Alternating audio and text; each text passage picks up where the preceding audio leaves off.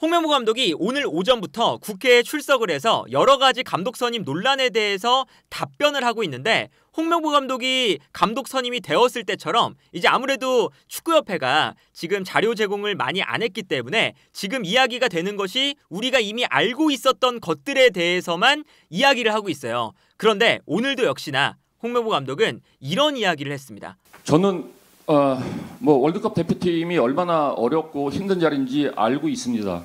그렇기 때문에 더더욱 가고 싶지 않았습니다. 아니, 도망가고 싶었습니다. 하지만 이임생 위원장이 집 근처로 찾아와가지고 면담을 할 때 한국 축구의 지금 어려운 점을 외면하기도 참 어려웠습니다. 그래서 그때 울산 HD에 있으면서 이 또 대표팀에 있을 때 어떻게 해야 될 거란지에 대해서 굉장히 고민을 많이 했습니다. 그래서 제가 안 가겠다라고 말씀드린 게 아니라 그때 제가 처음 제의를 받았고요. 그 제의를 저는 울산 HD가 아닌 국가대표팀에 마지막에 봉사를 한번 하고 그동안 예전 10년 전에도 제가 가지고 있던 책임감이나 사명감이 저는 다시는 안 나올 줄 알았는데 이임생 위원장님 면담 후에 또 그게 나와서 제가 그렇게 결정을. 네, 이게 이제 홍명보 감독이 감독 선임에 대해서 어떤 마음을 가지고 감독직을 수락했느냐, 이것에 대해서 답변을 한 거거든요. 그런데 오늘도 감독직을 수락한 배경에는 내가 하고 싶지 않았지만 이게 힘든 일인 걸 알지만 감독직을 국가대표팀을 위해서, 한국 대표팀을 위해서 내가 마지막으로 봉사하겠다 라는 또 이야기를 했어요. 그러다 보니까 이제 아무래도 축구 팬분들께서 여러 가지 이제 비판을 할 수밖에 없죠. 이 마지막 봉사를 하고 싶었다, 이런 소감에 대해서 20억짜리 봉사도 있냐 라는 비판을 듣고 있는 건데, 내가 감독직을 받았을 때 사실은 2월부터 이름이 거론이 됐었다. 그때는 구체적인 제안이 없었다. 지난번에 이야기했던 거랑 똑같죠.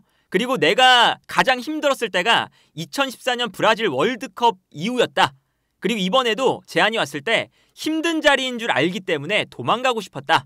하지만 한국 축구의 어려운 점을 이임생 이사가 찾아와서 면담을 할 때 외면하기 힘들었다. 그래서 10년 전에 가졌던 책임감, 사명감이 안 나올 줄 알았는데 내가 희생을 하면서 마지막 봉사를 하기로 했다. 그래서 이게 계속 홍명보 감독이 감독직을 수락한 게 내가 어려운 한국 축구를 위해서 희생을 하고, 내가 지금 편하게 울산에서 감독직을 하다가 이 어려운 위기에 처해 있을 때 한국 축구를 구하는 영웅처럼 등장하는, 이런 것처럼 계속 이야기를 하고 있어요.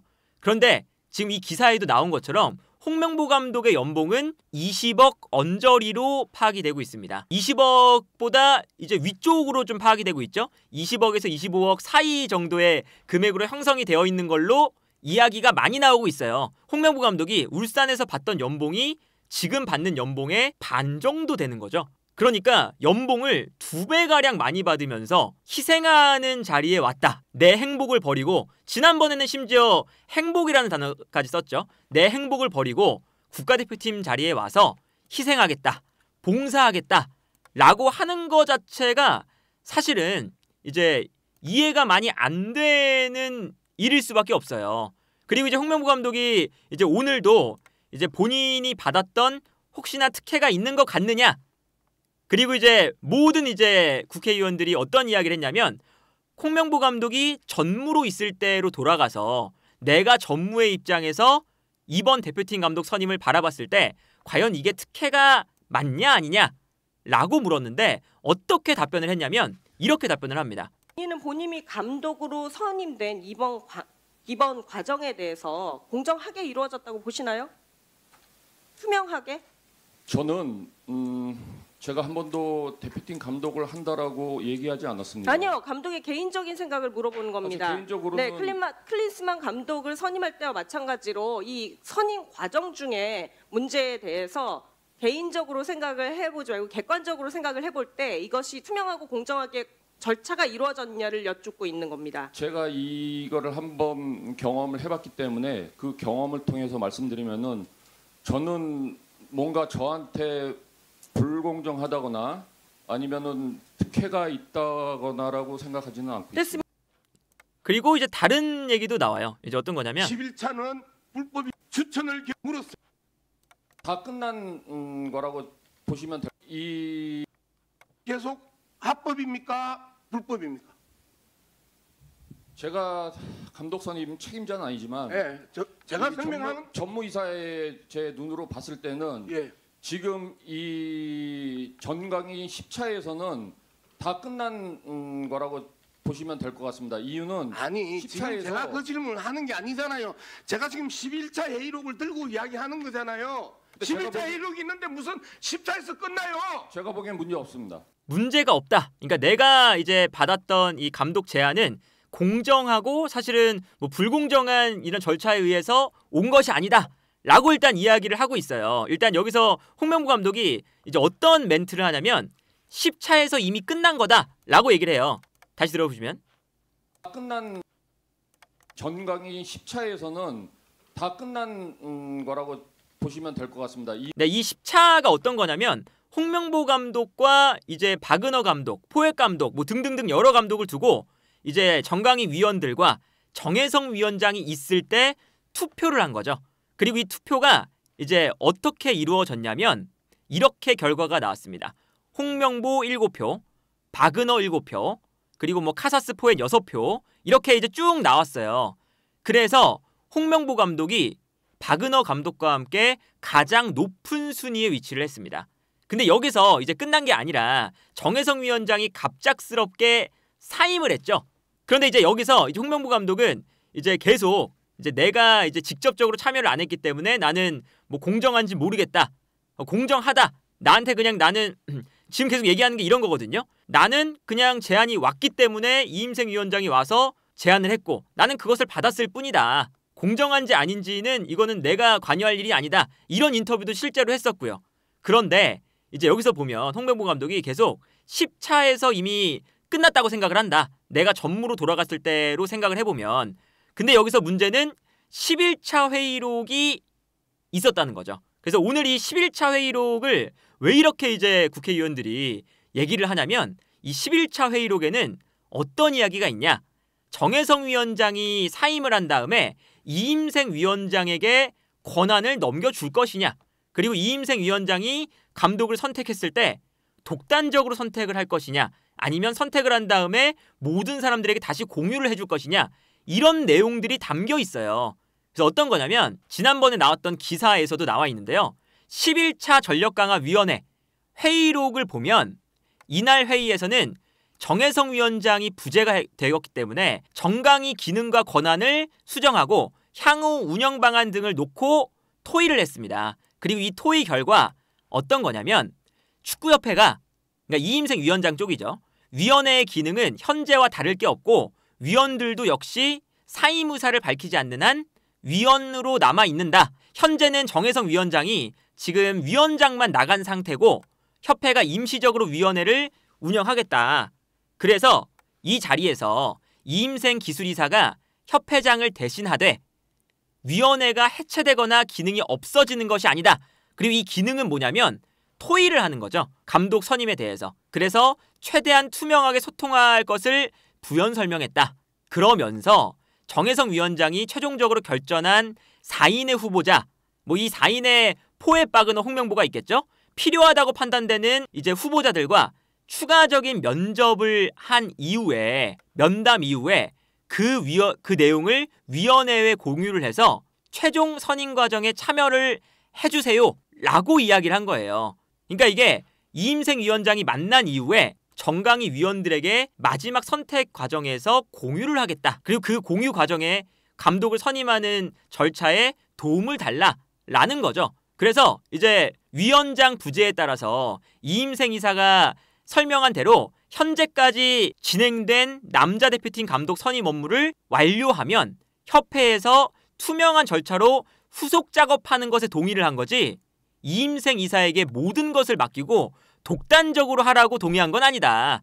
그래서 정강희 위원들은 면접은 이임생 이사가 하더라도 축구협회가 하더라도 면접에 대한 결과 공유 그리고 과정에 필요한 절차들 이런 것들에 대해서는 정강희 위원에게 공유를 하고 빼놓고 진행을 하고 이런 것에 동의한 건 아니다. 모든 것을 공유하기로 이야기가 된 것에 대해서 공유를 한 건데 모든 것에 대해서 이제 공유를 받기로 동의를 한 건데 브리핑을 할 때 어떻게 브리핑을 했냐면 모든 것들을 위임받았다. 이렇게 이야기를 했죠. 그러니까 이게 10차에서 끝난 게 아니라 11차 회의에서 좀 달라진 거예요. 이임생 이사가 독단적으로 선택할 수 있는 거냐 아니면 다시금 위원들에게 공유를 하고 이제 어떤 토론을 좀 하고 이런 과정을 넣을 것이냐. 그래서 이제 축구협회가 선임 과정을 설명할 때도 참석한 인원들 전원이 이임생 총괄이사에게 감독 추천과 절차의 진행을 모든 것을 위임하는 데 동의를 했다. 그러면서 이제 홍명보 감독을 내정했음을 위원들에게 모두 이임생 이사에게 다 맡겼으니까 공유하지 않았다 였어요. 그런데 11차 회의록을 보니까 이런 동의는 한 적이 없다는 거죠. 절차상의 문제가 11차를 보면 이임생 이사가 마음대로 선택하는 게 아니라 전강위 위원들과 이야기도 하고 이제 오가는 그런 게 필요했다라는 거거든요. 그런데 이제 홍명보 감독이 10차 회의에서 끝난 거다. 이렇게 이야기를 하면서 내가 전무로 이제 있을 때 그것들을 좀 생각을 해보면 10차에서 이미 공정하게 다 끝난 거기 때문에 내가 감독이 선임되는 과정에는 문제가 없다. 계속 11차 회의를 빼놓고 이야기를 하는 거죠. 이제 그러다 보니까 이제 이거는 점점 더 이제 더 구체화가 되고 이 회의록의 내용과 지금 축구협회가 제대로 자료 제출을 안 했기 때문에 자료 제출이 제대로 되면 그 다음부터 이제 더 이야기들이 나올 예정인데요. 그래서 이게 홍명보 감독도 아마 계속 10차 회의에 대한 이야기를 하는 걸 보면 11차 회의가 문제가 있었다는 걸 본인도 알고 있고 축구협회 내부에서도 그게 트집이 잡힐 것을 아니까 10차 회의에서 끝났고 그것이 공정하다 이렇게 이야기를 하는 것 같습니다. 그리고 이제 아무래도 이렇게 절차가 잘못되었으면 홍명보 감독이 물러날 것이냐, 절차가 잘못되었으니까 홍명보 감독의 선임이 취소될 것이냐, 이 포인트가 또 남아있잖아요. 그것에 대해서는 이제 어떤 이야기를 했냐면 이런 이야기를 합니다. 본인은 절차적으로 합법적인 절차에 의해서 선임이 됐다고 하셨는데 만약에 절차에 위법이 발생해서 불공정한 절차에 의해서 감독직에 임명이 됐다. 그랬을 경우는 어떻게 하시겠습니까? 의원님. 그것이 확인된다면 어떻게 하세요? 그에 대해서만 얘기해 주세요. 의원님 지금 저희는 월드컵 예선을 코앞에 놓고 있습니다. 그러니까 예선을 코앞에 두고 그 문제가 아니라요. 제가 물어보는 것은 불공정한 절차에 의해서 감독이 선임이 된 것이 확인되었을 때 어떻게 하실 거냐고요. 저는 제가 이 일을 한번 해본 경험으로서 자꾸 예 아니오로만 답하세요. 불공정하지 않다고 생각을 하고 있습니다. 그래서 저는 그러면 불공정한 절차에 의해서 임명이 됐으면은 남은 기간 동안 팀을 강하게 만들어서 월드컵에서 그러니까 이게 어쨌든 이 홍명보 감독이 이제 절차가 혹시나 잘못되었다면 감독 선임을 취소를 하거나 아니면 본인이 스스로 물러나는 이런 것을 할 것이냐라고 했을 때 이제 명확하게 답변을 안 하고 결국 뭐 마지막에는 월드컵까지 강한 팀을 만드는 게 내 목적이다라고 답변을 했던 거거든요. 그러니까 이게 11차 회의를 불공정하지 않고 10차 회의에서 나는 끝났다. 공정한 상태에서 이미 끝난 감독이기 때문에 내가 물러날 이유가 없다라고 이제 뭐 이야기를 한 거죠. 그리고 이제 여기에 더해서 이제 뭐 중간에는 월드컵을 앞두고 있는데 어떻게 그런 얘기를 하냐? 뭐 이런 이제 멘트도 섞여 있잖아요. 그러니까 이것도 월드컵 예선이 지금 코앞인데 내가 물러나는 것은 뭐 이제 한국 축구에 좋지 않다. 약간 요렇게 들릴 수밖에 없어요. 근데 어쨌든 이제 이런 것들을 종합해 봤을 때 월드컵 예선을 앞두고 있다고 지금 하더라도 이게 어쨌든 우리 대표팀 감독이 제대로 안 뽑힌 상태에서 그대로 간다라고 했을 때 이게 문제가 어떤 거냐면 다음에 또다시 이런 식으로 감독직을 뽑고 그러면 계속 우리 한국 축구가 좋지 않은 방향으로 갈 수밖에 없는 거잖아요. 이제 그렇기 때문에 지금 홍명보 감독이 한국 축구를 위해서 내가 희생을 한다. 봉사를 한다. 그리고 이제 심지어는 올림픽 예선이 앞두고 있기 때문에 혹여나 이제 불공정한 절차 뭐 이런 것 때문에 이제 내가 나가야 되는 상황이 오면 그건 한국 축구에 좋지 않다. 이런 뉘앙스로 말하는 것은 오히려 절차가 잘못되었는데 홍명보 감독이 계속 앉아 있음으로써 당장 눈앞에 있는 월드컵 예선에는 이제 감독 경질이라는 이런 영향을 안 받겠지만 장기적으로 봤을 때는 홍명보 감독이 절차가 잘못됐는데도 계속 앉아 있는다. 라고 하는 건 한국 축구에도 매우 좋지 않은 사안이다. 라는 것을 이제 홍명보 감독도 아마 알아야 되지 않을까 싶고요. 당연히 이제 홍명보 감독이 20억이 넘는 그런 연봉을 받으면서 이제 본인의 이제 그 감독직을 희생을 한다. 이제 봉사를 하고 있다. 이렇게 계속 이제 이야기를 하는 것에 대해서 아무도 공감을 할 수도 없고 사실은. 그리고 이제 이런 이야기를 한다는 게 홍명보 감독이 어떻게 지금 본인의 감독직을 생각하고 있는지, 나는 떳떳하고 뭐 당당하고 나를 이제 공격하는 것들은 사실은 한국 축구를 위한 것이 아니다. 뭐 이런 식으로 좀 생각을 하는 거다 보니까 너무 오만한 생각이 아닐까 그런 생각이 들고요. 축구협회가 결국에는 이제 한 장짜리 감독 선임 과정에 대해서 이제 뭐 이렇게 제출을 했어요. 이렇게 제출을 한 걸 뭐 이제 보여준 건데 여기서 요 이제 그 여러 가지 홍명보 감독의 지표들이 되게 단순합니다. 몇 가지 없어요. 그래서 보면 요거를 이제 정리를 해보면 이런 내용이거든요. KFA의 목표는 축구 철학과 게임 모델을 연계해서 연속성을 가지게 하는 것이다. 20세 이하, 23세 이하, 그리고 A 대표팀의 연계 및 지속적인 미팅 후 발전시키는 거. 그래서 홍명보 감독은 게임 모델과 연계해서 연령별 대표팀의 연속성의 적임자다 라고 이야기를 해요. 그래서 게임 모델과 유사한 스타일을 많이 보여주고 있다. 이 한국 축구의 게임 모델은 뭐냐면 KFA, 이게 뭐냐면 스위칭 플레이, 스위칭 포지션, 공간 활용, 침투, 카운터 어택, 수적 우위, 효과적인 블럭과 카운터 프레싱, 오버래핑과 움직임, 포지셔닝 등이라고 써 있어요. 이런 것들을 안 하는 팀은 단 한 팀도 없거든요. 그러니까 이게 이제 아무래도 축구협회에서 이렇게 이제 뭐 여러 스위칭 플레이, 스위칭 포지션 이렇게 어려운 이야기를 이제 쓰는 것처럼 보이지만 사실은 스위칭 플레이를 안 하는 팀이 이제는 없고요. 뭐 예를 들면 이제 오른쪽에 있는 선수가 중앙으로 들어오면 중앙에 있는 선수가 바깥으로 빠진다. 이런 거 안 하는 팀이 없잖아요. 오버래핑 안 하는 팀 없고요. 오버래핑을 안 하면 어떻게 공격을 해요? 그러니까 이게 말도 안 되게 이제 축구 팬들을 속이려는 어설픈 이제 이런 단어들을 써놨는데 사실은 이것들은 박은호 감독이나 포획 감독이 홍명보 감독보다 더 잘합니다. 이게 홍명보 감독을 선택한 이유라면 이것들을 박은호 감독이 더 잘해요. 그 포획 감독이 더 잘하고 더 높은 레벨에서 해봤고요. 그리고 현재 대표팀은 빌드업을 시작으로 프로그레션을 이용하고 기회 창출을 해나가고 있다. 근데 이제 여기서 기회 창출에 대한 발전이 필요하다. 였는데 프로그레션을 이용하면서 기회 창출을 더 잘하는 것은 박은호와 포획 감독이 홍명보 감독보다 더 잘합니다. 그리고 대표팀이 경기 템포 조절을 하고 있지만 밸런스가 깨지고 있다. 이 부분을 보완해 나갈 수 있는 감독이 홍명보 감독이다. 였는데 이것도 사실은 더 밸런스 있게 수비적으로 실점을 안 하면서 할 수 있는 감독이 박은호와 포획이거든요.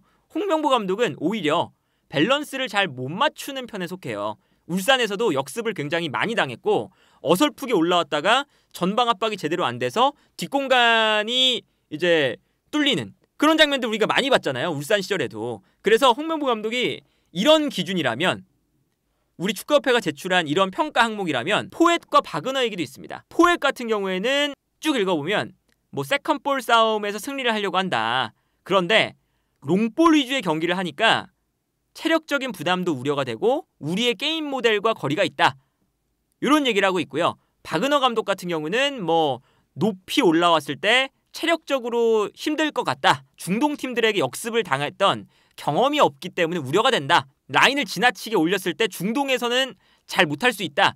뭐 이런 우려점만 써놨어요. 근데 홍명보 감독한테는 아주 좋은 얘기만 다 써놨습니다. 아까 이제 보여드렸던 내용이 여기 들어가 있는 건데 뭐 우리 축구와 정말 잘 일치를 하고 뭐 카운터 어택, 수적 우위, 효과적인 블록 다 잘한다 라고 써놨어요. 근데 홍명보 감독의 단점을 찾으면 지금 이렇게 짧게 요약된 곳에서도 포획과 박은호의 이 글에는 단점만 써있고 홍명보 감독에게는 장점만 써있어요.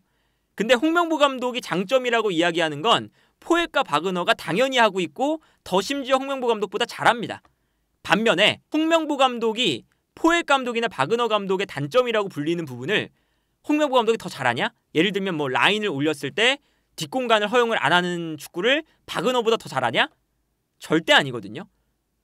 바그너 감독은 앞쪽에서 압박을 과감하게 하면서 압박에 대한 체계가 어쨌든 잡혀있는 감독이기 때문에 역습을 당할 때도 앞쪽에서 끊어버리면서 역습을 안 당하는 장면이 많이 나와요. 그게 이제 전방 압박을 잘하는 감독들의 특징이고 이제 스타일이 앞쪽에서 압박을 하는 스타일의 감독들이 맡았을 때 보여주는 특징이죠. 그리고 그것들이 어쨌든 챔피언십에서도 보여준 적이 있잖아요. 이 감독이. 챔피언십이 결코 K리그보다 떨어진다.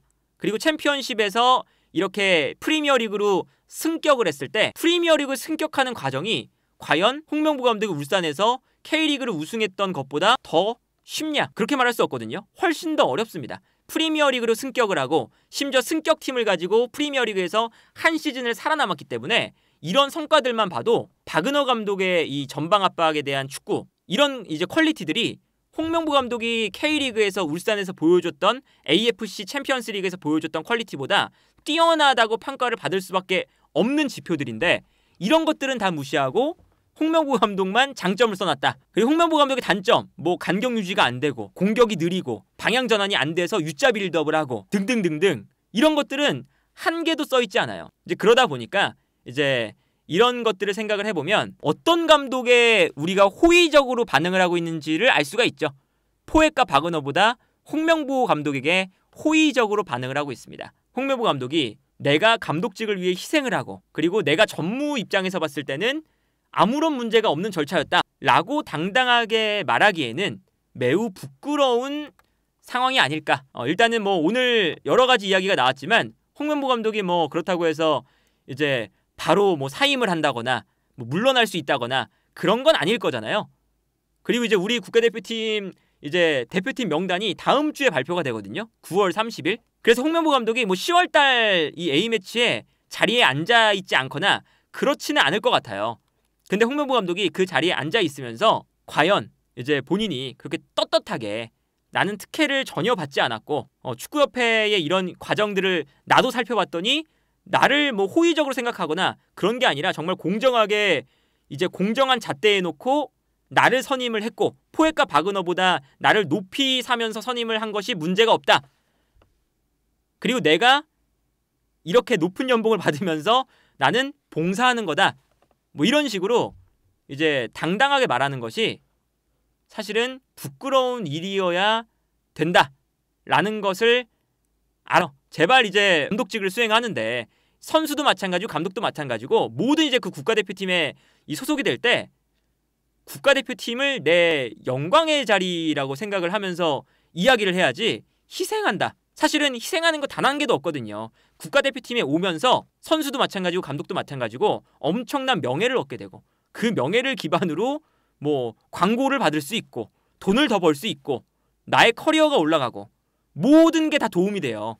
그런데 희생하는 자리라고 이야기하는 것 자체가 이제는 더 이상 그렇게 이야기해서는 안 되지 않을까. 그래서 어쨌든 오늘을 시작으로 이제 계속 될 건데 홍명보 감독에 대한 이제 국정감사라던가 청문회가 계속 될 거고 오늘은 현안질이지만 다음번에는 이제 더 강도 높은 그리고 자료를 이제 제출을 안 했으니까 자료를 제출했을 때 더 강도 높은 이야기들이 나올 텐데 과연 홍명보 감독이 정말 떳떳하게 이 과정들을 벗어날 수 있을지는 매우 큰 의문이 드네요.